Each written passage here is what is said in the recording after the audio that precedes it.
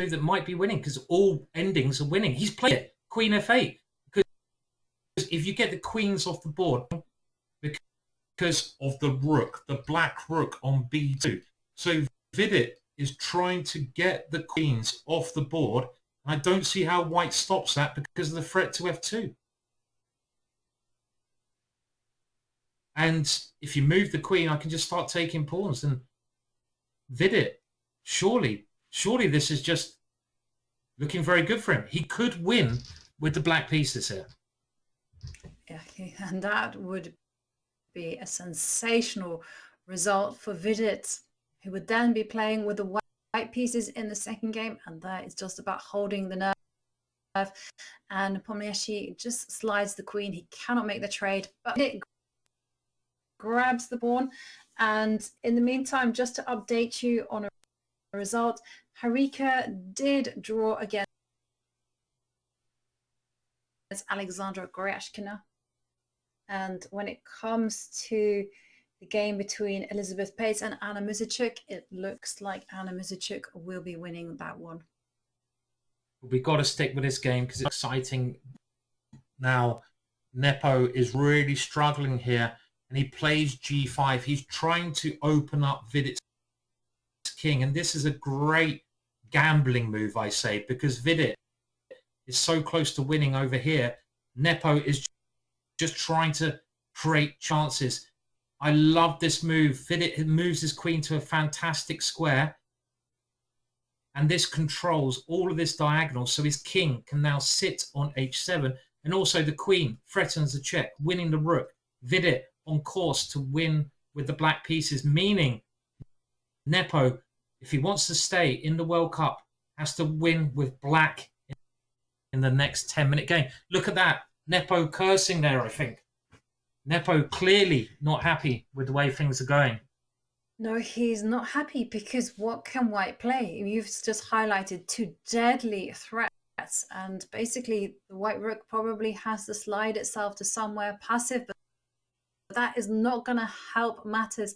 And all Vidit now has to do is tuck the king. But now look at that. Nepomniachtchi has allowed black moves like rook a1 check. Maybe the queen can also go to g4 because the rook and pawn ending is winning. I think just check. 25 seconds. Just check. If you check anywhere, white has to swap the queens off, and that must be an easy winning position. You swap queens, rook b2, game over.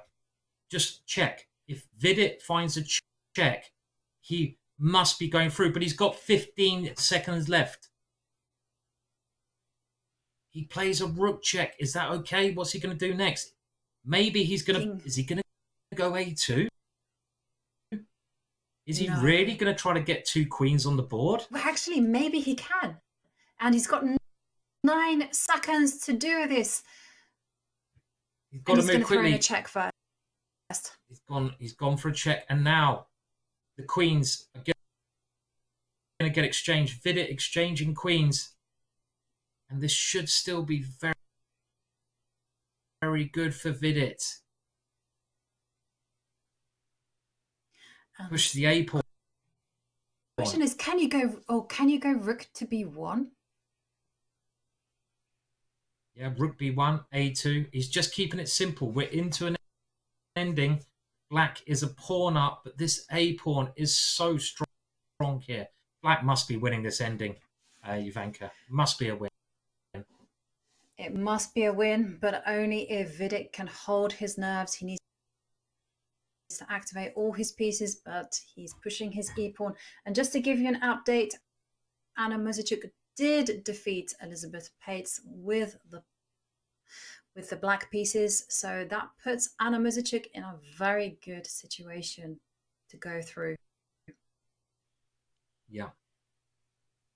Yang trying to create some drawing chances. I mean,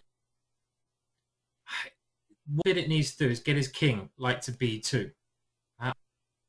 I would not exchange pawns here. I think this is a great move because you don't want to allow white the possibility of checking your king when it starts to travel. I just feel this is the right move to play for a win. Keep the pawns on the board, because this rook has to permanently stay behind the A pawn. It can never get active because the black rook wants to move away and queen. And as soon as the black rook moves away, white needs to be able to take that pawn. So can Vidit now get his king into the position? White can't come forwards because it's a check and the pawn queens. So the white king has to remain fairly passive, and that would allow black's king to come in. And the winning idea again is to try and get the king here. But it's not as simple as the evaluation bar might think. The evaluation bar is saying this is completely winning. No, I was going to say, and here, you know, Nepomniachtchi has to be very careful with where he puts the king. You can't put it to e2 because you have like tricky moves like e3 on the board, and that's why he plays king to g2. And for Vidit, it's all about activating the king. And as you mentioned, that the white rook completely tied down, has to always guard the pawn on a2. It's game over, Simon. All black has to do is just walk the king over to b2 completely. There's nothing white can do. Yeah, Nepo's king is just trapped. You can't move the king anywhere because Vidit's play has been exceptional. He's paralyzing the king from moving forwards. The king can't come forwards because of a check. And as Ivanka said, the simple winning plan is just to move the king to support the pawn, and then you move your rook. We'll see. He's moving. He's just putting his king in. Any chances at all for any chances, Ivanka? And he's resigned. And that's it. He's resigned. And Vidit wins the second tie-break game at 10 minutes plus 10 seconds. He does it with the black pieces. So that means in game 2 of this particular tie-break, well, Vidit will have the white pieces, and he is in good shape to qualify into the last quarterfinal spot in the open section. What a round of chess, Simon. We had 2 decisive games. Elizabeth Pates losing with the white pieces against Anna Muzychuk, and everything still to play for in the game between Harika and